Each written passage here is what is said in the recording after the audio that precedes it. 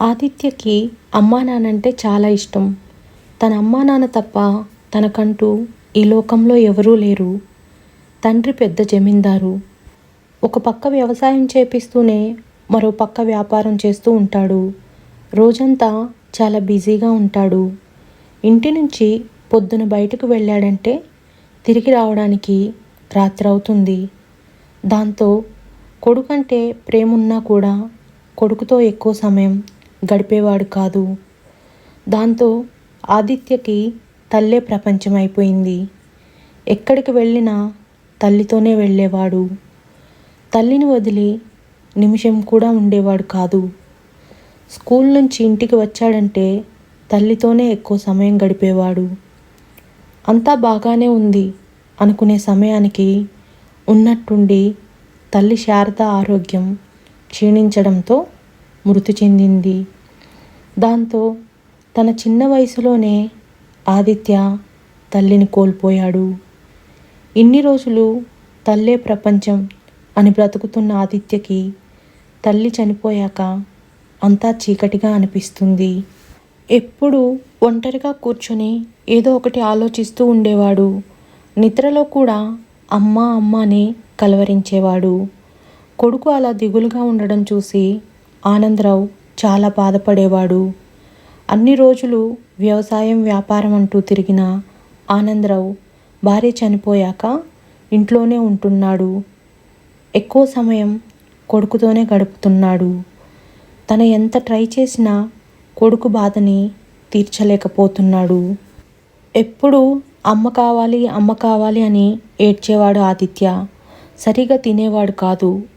ఆ దిగులుతోనే మంచం పట్టాడు. అసలే భార్యను కోల్పోయాడు.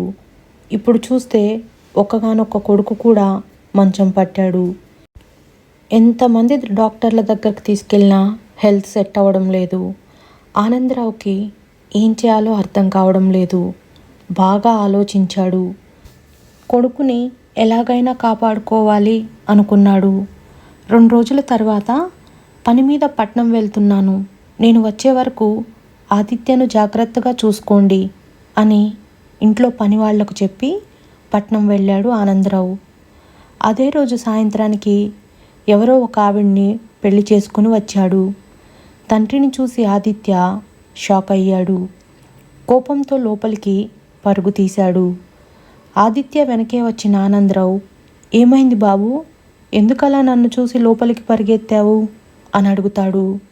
నువ్వు ఎందుకు పెళ్లి చేసుకొని వచ్చావు నానా అని అడిగాడు ఆదిత్య. నేను నా కోసం పెళ్లి చేసుకోలేను నానా, నీ కోసం పెళ్లి చేసుకున్నా. నువ్వు అమ్మ కావాలి అమ్మ కావాలి అని ఏడుస్తున్నావు కదా, అందుకే నీ కోసం అమ్మని తీసుకొచ్చా అని చెప్తాడు. నా కోసం అమ్మని తీసుకొచ్చావా అంటూ తెగ సంతోషపడిపోతాడు ఆదిత్య. అమ్మ అంటూ పరిగెత్తుకుంటూ వెళ్ళి లక్ష్మిని కౌగిలించుకుంటాడు. లక్ష్మి కూడా ఆదిత్యని ప్రేమగా దగ్గరకు తీసుకుంటుంది. అది చూసి ఆనందరావు చాలా సంతోషపడతాడు. అప్పటినుంచి ఆదిత్య తన కన్నతల్లి లేదనే బాధని మర్చిపోయి లక్ష్మితో చాలా హ్యాపీగా ఉండేవాడు. లక్ష్మి కూడా ఆదిత్యని చాలా ప్రేమగా చూసుకునేది. వాళ్ళిద్దరి ప్రేమను చూసి ఊరంతా ఆశ్చర్యపోయేవాళ్ళు.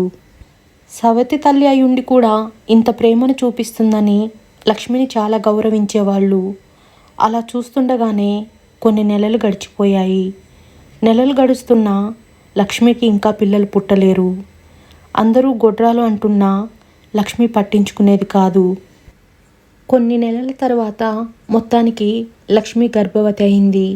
అందరూ ఆదిత్యని, మీ అమ్మ కడుపుతో ఉంది, నీకు తమ్ముడు కానీ చెల్లెలు కానీ పుడితే ఇంక నిన్ను పట్టించుకోదు అంటూ ఆట పట్టిస్తున్నారు. దాంతో ఆదిత్యలో భయం మొదలైంది.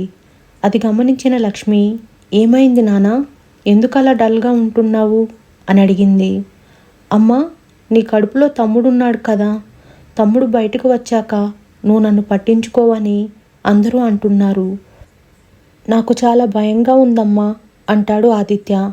భయపడకు నానా, నువ్వు అనుకున్నట్టు ఏమీ జరగదు.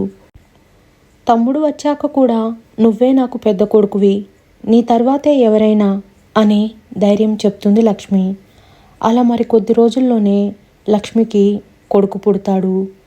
చెప్పినట్టుగానే కొడుకు పుట్టాక కూడా ఆదిత్యను బాగా చూసుకుంటుంది లక్ష్మి. ఒకరోజు లక్ష్మి బిడ్డను చూడడానికి వాళ్ళ పుట్టింటి వాళ్ళు వచ్చారు. లక్ష్మి ఆదిత్యతో ప్రేమగా ఉండడం చూసి, ఏంటి నువ్వు ఆ పిల్లవాడితో అంత ప్రేమగా ఉంటున్నావు అని అడిగారు. తప్పేముంది, తల్లి లేని పిల్లవాడు, తనకి నేను తప్ప ఎవరున్నారు అంది లక్ష్మి. ఓసి పిచ్చిదానా, నువ్వు వాడిని అంత ప్రేమగా చూస్తున్నావు. ఎంత కాదనుకున్నా వాడే ఇంటి పెద్ద కొడుకు, వాడే వారసుడు. ఇప్పుడు చిన్నవాడు కాబట్టి నువ్వేం చెప్పినా వింటున్నాడు. రేపు పెద్దయితే నీ మాట అస్సలు వినడు. పైగా ఆస్తి మొత్తం వాడి పేరు మీద ఉంది. నువ్వు వాడిని సొంత కొడుకులా కాదు, కూలివాడిలా చూడాలి. ముందు అర్జెంటుగా వాడితో చదువు మానిపించు, లేదంటే బాగా చదువుకొని తెలివి కల్లవాడవుతాడు. ఆ తర్వాత నీకు నీ కొడుక్కి ఏమీ మిగలదు. ఒట్టి చేతులతో రోడ్డును పడతారు అని చెప్తారు. ఆ మాటలకి లక్ష్మి చాలా భయపడుతుంది. ముందు అర్జెంటుగా ఆదిత్య చదువు మానిపించాలి, లేదంటే మా వాళ్ళు చెప్పినట్టే నాకు నా కొడుక్కి ఏమీ దక్కకుండా పోతుంది అనుకుంటుంది. ఆదిత్యకి చదువు అంటే చాలా ఇష్టం. ఎలా మానిపించాలా అని ఆలోచిస్తుంది. బాగా ఆలోచించి ఒకరోజు మెట్లు దిగుతుండగా కాలు జారి కింద పడ్డట్టు, కాలు బెనిగినట్టు నటిస్తుంది. అది చూసిన ఆదిత్య నిజంగానే తల్లికి దెబ్బ తగిలిందనుకొని విలవిల్లాడిపోతాడు. మరేం పర్లేదులే బాబు, నేను చూసుకుంటాను. నీకు స్కూల్కి టైం అవుతుంది, బయలుదేరు అంది లక్ష్మి. లేదమ్మా, నిన్నీ పరిస్థితిలో వదిలి నేను వెళ్ళలేను. నేను నీ దగ్గరే ఉంటాను అంటాడు ఆదిత్య.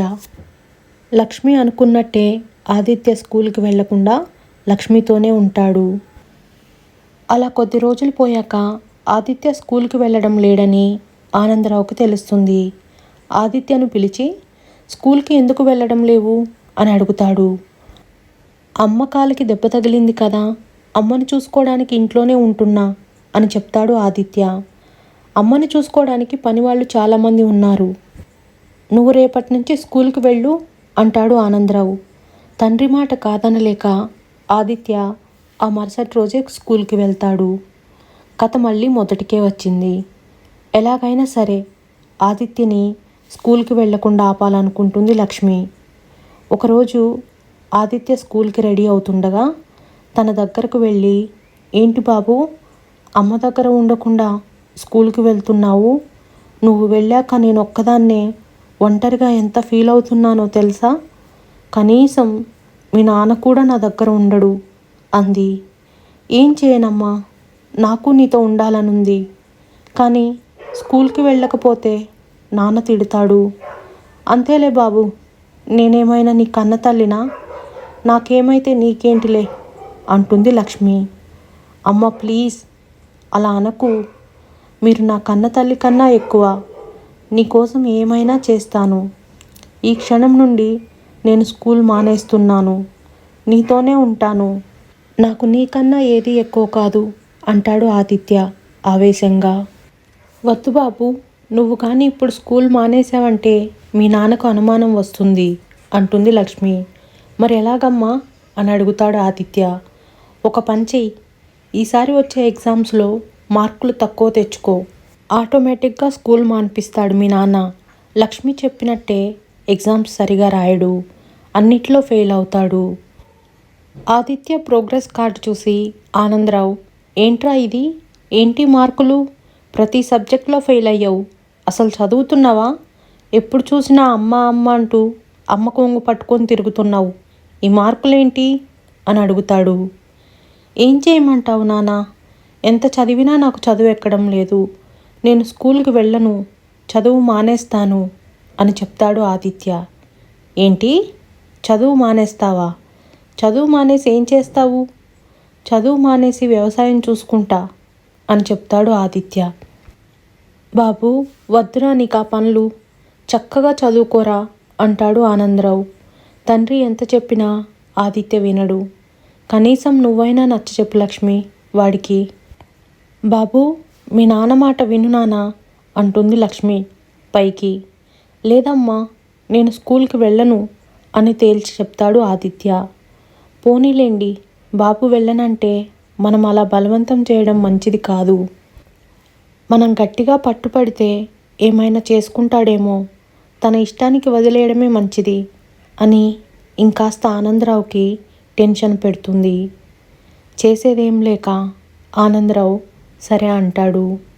అలా ఆదిత్య మొత్తానికి లక్ష్మి అనుకున్నట్టుగానే చదువు మానేస్తాడు.